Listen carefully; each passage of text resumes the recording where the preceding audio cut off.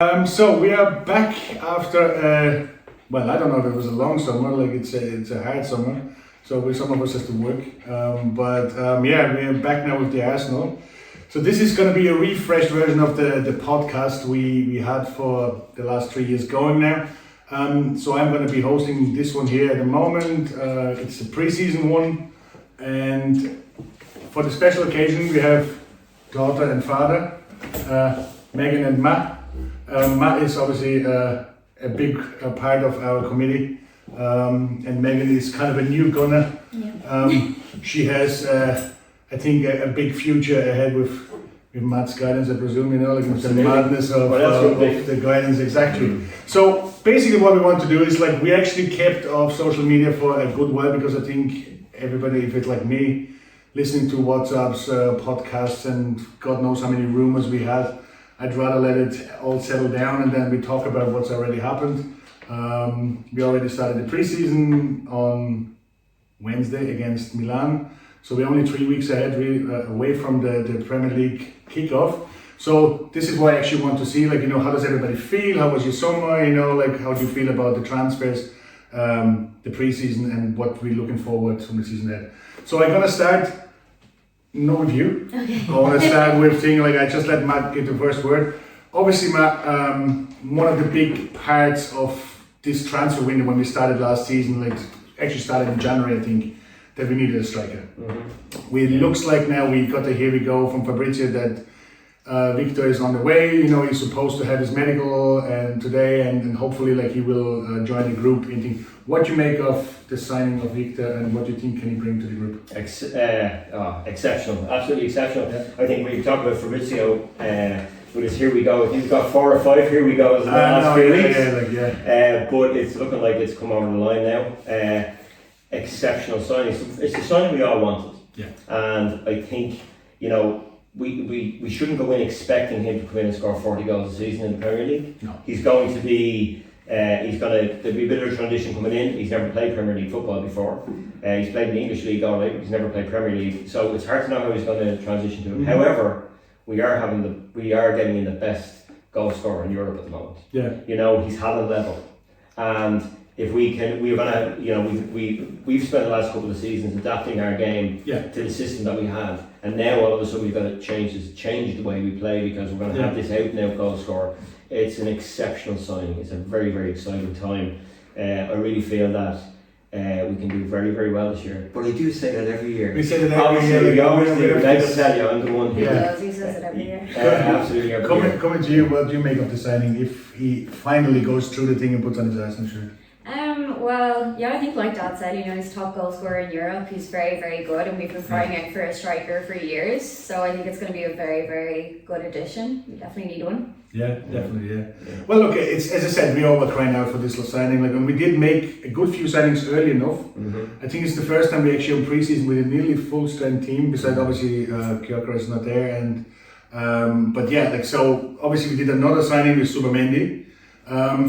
He chose us over Liverpool and Madrid. He was kind of looking to get, like, what do you make of the Zubimendi signing? Another brilliant signing. It's another landmark signing. And it's the kind of player we've wanted to bring in for years. Yeah. And instead we got a Jorginho, who, in fairness to Jorginho, he did it very well for us. He always put his heart into it. But we're going to the next level now, and we've got to keep going up on that level. You can see with the other signings that he's brought in. He's brought in Norgard, who was exceptional for Brentford last year. Yeah. Absolutely brilliant. He was our captain. Brilliant player. And he's going to turn out to be a fantastic squad player. If you want me to keep going on the signings? No, well, it's kind of like, I think it's just for myself as well. Like, I'm thinking it's like, because we did actually replace 2 number 6s, like we got rid of Partey and we got rid of Jorginho in the same year. And if you look back, like, this is kind of like really the center of our game. Yeah. So now we have 2 complete different people, and this is, I think, why it's so important that they're going to be in pre-season as well. Yeah. So obviously coming then from Zubimendi, like, we did a few other things. We got Kepa, as for me, actually, that's a good cue as well. 5 million for a really, really good standard keeper. We seen yesterday had 3 really, really good penalty saves, I think, so he's probably the man. But there's obviously more to go. So we do have, like, probably a left wing or midfield position there, and there's rumors about Eze.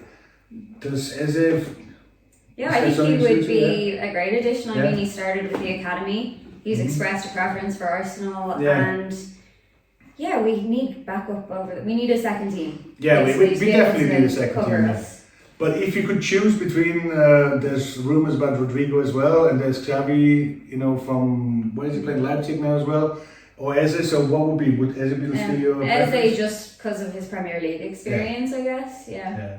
Okay. I find as well because Rodrygo. We always talk about Premier League proven players, so I think that'd be definitely something to think for. Cool. Well, I don't want to go too much about the team because the window's still open. I think we're going to still have a bit of drama coming in the next couple of weeks anyway because the window's open till end of August, so we still have 6 weeks to go. So obviously we have pre-season kickoff. So we had a kickoff. Did you watch the game yesterday? I did not get to watch the game yesterday. No. Did you see it? I just followed the updates online. Okay. But from what I could gather, we were exceptional. Yeah. And even when they made the changes, you had kids like Max Dowman coming in, who is the rumours about him. How I've seen a lot of his videos playing for the youths. The kid is exceptional. Yeah, I mean, he's exceptional. Now I know we said this about Obi there last year, and then he left and he went to United and that. Yeah. But this kid here he's next level. He's absolutely next level. And when you see when you see him and someone like Winyeri who can step into them positions. Yeah. He's only 15. He's not going to get a lot of game time this year. No. But Cesc got his debut at a very young age and came in and established himself in the team and that. But there's a lot of comparison with Cesc. He's been on the same age. But it's funny. You can't go to the changing room for the next 2 years. Yeah. which is crazy. But it wasn't only one 15-year-old. What I thought was really good yesterday was there was so many youngs, especially in the second half. I think there was actually 7 Hale End boys on the team for the whole game, which is incredible, and it just shows you as well the planning what we had from team. Obviously with Saka gone through already, Ranieri looks really good. In the first half I think he looked really, really promising. He kind of grew, I think, because obviously he's still 17, 18, so he's grown up in stature and he bulked up as well. Generally, I feel if you look at the team, they all went a bit on the protein shake kind of muscle training because they all look a bit. Absolutely, that's part of the training now, isn't it? It is, yeah. So that's part of the training. So they're conditioned to. It just makes them a little bit more strong, I presume. So you going on holiday, so are you gonna watch the Newcastle game when you're in Spain? I can try. I'm not sure if I'll be able to find it anyway. The thing is, we obviously play Newcastle on Sunday now, and then Spurs on Thursday. With the rest of the game, one in Singapore and one in Hong Kong. Go back to you then, on Newcastle on Sunday. I know it's a pre-season game, there's a lot of rumours as well. Isak actually didn't travel. Yes. So depending on where is he gonna go, why didn't that happen 2 months ago when we actually wanted Isak? Why does it change now? But in general, what do you think about the game on Sunday? It's going to be interesting. Newcastle just off the back of his 4-0 defeat to Celtic. In a friendly. Tough side though. Yeah, Newcastle. No, absolutely. But without Isak, he had this dynamic in the team last year. To be honest with you, I think we're getting a far better striker in Gyökeres than Isak. Isak is an exceptional player. There's no denying that. But as being a prolific striker, we got a good deal, a very very good deal. But where he's going to go, I don't know. This is the interesting part about it because obviously Liverpool signed with I think another striker now, and what's his name, Etike from Frankfurt. But funny thing is, I think I know he seems to be he's been handled as the new Henry, but it seems to be that he only scored 40 goals over the last 4 years. So he's not that kind of striker. What I would think, If Diaz is gone, I think they might have the money, so that for me would be a little bit of an issue. If he would go to Liverpool, because that's what you don't want him to be, because you don't want to really stand him. But look, that's the transfer window, If, as I said, if he would have done this probably a month earlier, we probably would have changed our tune with Sesko, Gyökeres or whatever. But as you said, maybe it's not the right choice anyway. We wouldn't have spent 150 million on him. I think we're getting Gyökeres for half that price. And Gyökeres is for 97 and 103 again. There's a huge thing there. Now we have to see if he does it in the Premier League. I'll be happy with 25 goals next season from him. Fantastic.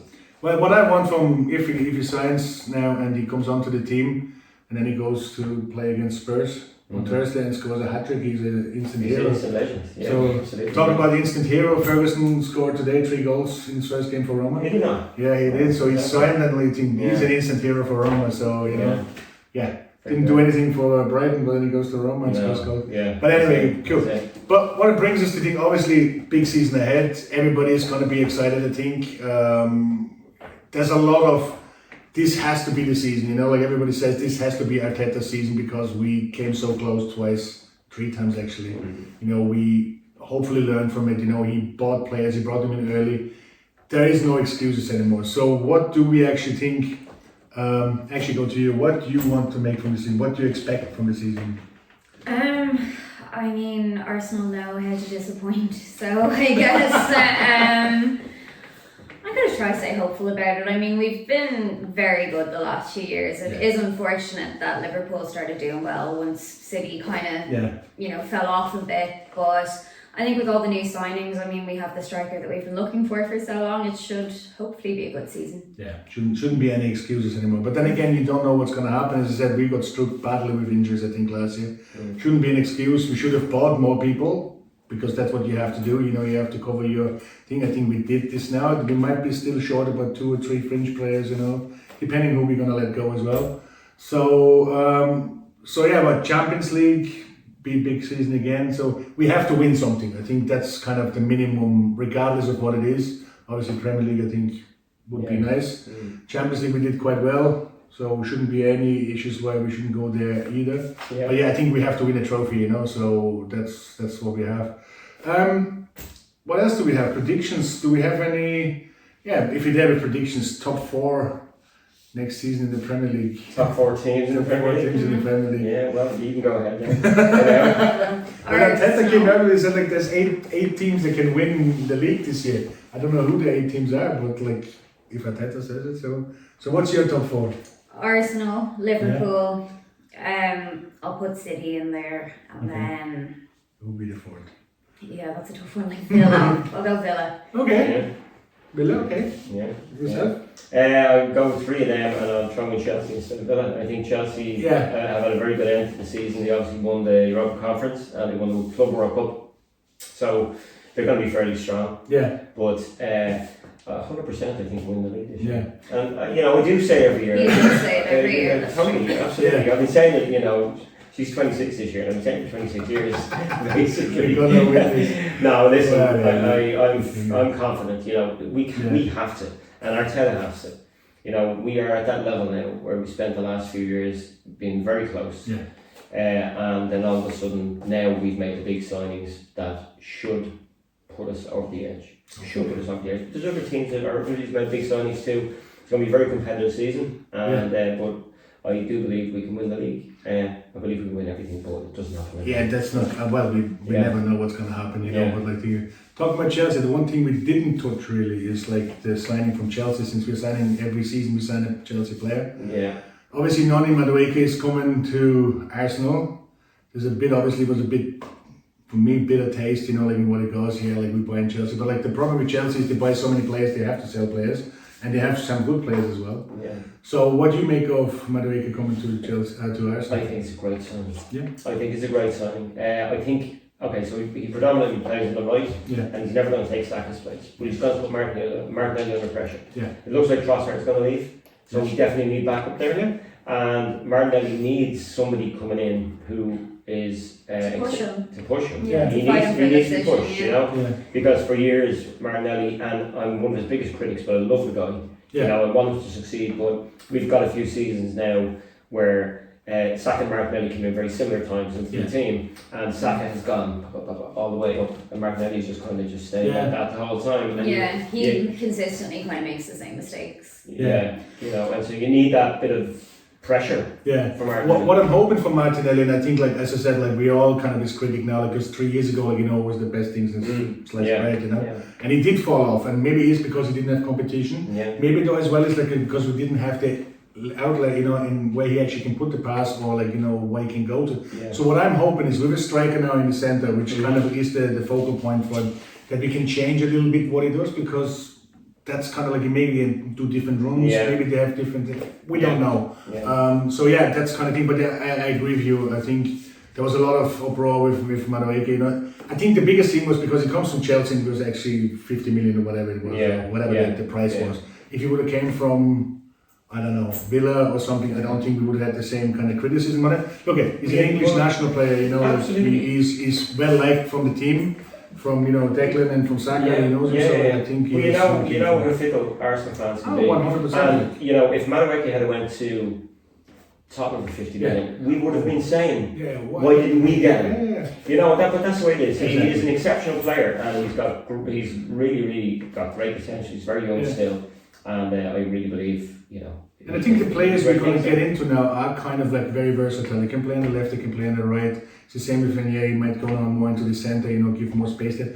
Dalman can play there if we actually do need him, which I don't think is going to happen that often. But we do have this kind of variety where we can play. There's not one player, even Eze, if he would come in. It's going to be congested on the left side, I think, a little bit more than on the right one, because Eze is not, you know, whatever he's going to do. So maybe we can swap. I'd be surprised. Mike was saying about getting Eze in. I'd be surprised if Eze came. I'd like to see him come in. He's a good player. But he is a very good player. And like she said, he's Premier League proven. You know, he had a fantastic season last year. He scored a winner in the cup final. And he does want to come to Arsenal. He does, He said it. 100%. Like the problem, what I always say is, like, you know, can only play 11 players, and you know, if you buy, say, we buy 24 world-class players, you know, there's 11 players going to sit, probably 12 players going to sit on the bench, and going to whinge like, why can't I not play? You know, if you have a good player, he wants to play. It's good for competition. You know, so look, let's see. Like, that's Mikkel's problem, and if he does come in, you know, how does he play him? You know, how does he motivate the players? And then it's a better thing than when we didn't have it last year, and we didn't buy anybody, and I think that cost us the league in the end. But look, we don't want to go back into the past. We can only look forward. You know, we don't want to see what we didn't do. Whatever, hindsight is always great. But anyway, relegation. Obviously, the three teams coming up. Sunderland, Burnley, and who's the other one? Yeah, they're going straight back down. Leeds. Do you think that Leeds are going down? Oh, okay. Not as much as the other two, but yeah, probably. I mean, Leeds have come up and down quite a bit. Did they? Yeah, like. You know, but and it's a hard transition. You know, we were only talking earlier on about Wrexham in the Championship. You know, they've come up like 3 seasons in a row now. But now they're at the level where they're going to struggle. And I think when Leeds come back in the Premier League, they struggle. You know, they do struggle. You know, they might hang around for a season and just avoid it or whatever else. But yeah, I agree. I think the three came up, probably going to go back down. But you need, if any of them are going to hang on up there, it's going to be Leeds. Yeah, like look, I say, like, you know, I think Leeds has the best chances. Interesting transfer rumours is that Granit Xhaka might go to Sunderland. Yes, I heard that. I actually think it's going to happen. So he's still got 2 years left in his Leverkusen contract. But for whatever reason, Sunderland came in for him, and Xhaka said, I want to go to Sunderland. So I think it's going to happen. It's a very interesting one. He'll certainly help them. But it's a strange one. Ten Hag is not too happy about it because there's a lot of players left Leverkusen. You know, like with Wirtz, with like Frimpong. Well, as soon as Alonso left there. That's another thing, and this is kind of where we are now. Like, you know, interesting move for Xhaka. It'd be interesting, you know, if he actually does. Like, you know, it'd be strange move, I think. Like, I'm not quite sure, like, why. You know, because for me, like, being Austrian, obviously, have a bit of a Swiss insight from when I was talking to the Swiss guys, to the Swiss fans. The reason why he moved back to Germany is because he wanted to be closer to his family. He wanted to have more, you know, like they didn't big travels anymore. So, okay, Leverkusen is not like next to Switzerland either, but like it was easier, you know, trains and blah, blah, blah.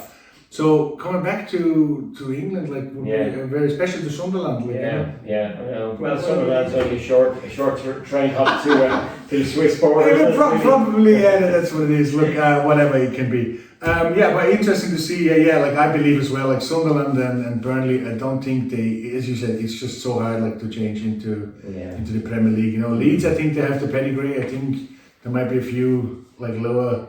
Like Spurs and United, they might be in trouble for next year. Look, all going well. Spurs I'd love to see that. There, you know, but it's unlikely. Very unlikely that they're going to be in the same position as what they had. But look, we don't know. But like I would say, if I have to put my, I don't know, who would I say the third one to go down? It's not Leeds. United. No. As I said, as much as we would like them, but I just cannot see that they have another disastrous thing because that is just just don't think it's gonna happen. Yeah. I actually don't know who we say, like, I don't know, maybe somebody really like out of the blue, like a Fulham or I don't West know, Ham, like, Wolves. I think Wolves, West Ham, I think they're going to be in trouble, but I don't think they think Wolves. I think they sold a lot of players as well. So I put them as thing as Wolves on it. Then what else have we got? A Golden Boot winner. Obviously, not Gyökeres coming in like he's going to score 50 goals. No, he's not. I don't think. Can we actually put this down? Like Salah is still playing. Haaland, had actually a quiet season actually for what he. I think he had a quiet season before he still scored 30 goals. Did he? Yeah, well, that's the thing for it. So, like, but what do we like? Even forget about the Golden Boot. If we do get him, there's a lot of questions about Gyökeres. How many goals you would expect him to score? If there's going to be pressure on him now. Yeah. There will be an expectation for it, but it can't be 40 like what he scored. I don't think that's going to happen. If it does, happy days, but I don't think it will. Yeah, but the problem with that as well, when you get a player coming in like Haaland came in, like he was scoring almost City goals. Yeah. And you had a very small scattering of goals in other areas. We've always had a squad like Saka's going to get you 10 goals, Bernardo's going to get you 10 goals, Havertz will get you 12 goals, and so on. Odegaard will get a few. So that I don't know how much of that we're going to lose. Yeah. We're either going to lose that completely, like where Gyökeres is going to get your 30 goals a season, and the other lad's going to get 5 and 6 goals, or else we're going to win every game 6-0. Everybody's going to be happy. Which will be fantastic. But it's not. But in fairness, like we said, like we don't score that many goals. We actually scored quite a good few goals as well. Yeah. The problem is we had games where we won 5-0, 6-0. Yeah. But what I always said is we needed a striker who can score a goal when we are down. Yeah. Or we are drawing a game because we drew 9 games last season. So if you have like that extra goal, that would have been more games than 13. Yeah. So like if you would have had somebody who scores a goal then, when you were drawn, then we would have won the league. Yeah. And I think that's what we need. I think that could be the that could be the thing for it. Yeah. And well, it's not a thing. Any Arsenal player you think this year who will surprise you? Yes. Not surprised, but I think it'll be interesting to see Ben White because he was out injured so much of last season, and I think he's so solid whenever he plays. Yeah, and Gabriel as well. Oh. I think he's very underrated. But Gabriel doesn't surprise you because he is that good. No, but he is. Yeah, he's amazing. There's a lot of players there. Max Dowman, like you said, he's not going to come in. He's going to get maybe some Carling Cup time, maybe some FA Cup time. Yeah. Apart from that, he might be on the bench a few times in the league. He's not going to feature that much. I think. Obviously, look, the expectations are huge for Gyökeres, and everybody thinks he's going to be the man. But I think somebody like Madueke coming in, he's going to surprise us. I said about Havertz when he joined.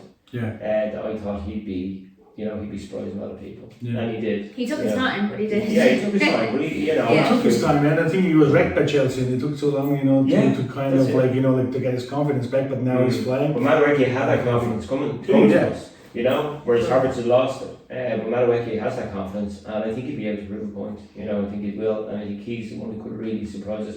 But at the end of the season, I think Arsenal fans will be really regretting giving them the hard time that they did. Yeah, look, it's everybody, like even with Xhaka, the amount of people wanted Xhaka out, and then in the end, like they were crying, that he actually left. Look, we know as you said, we're a fickle bunch, we just, want things don't go.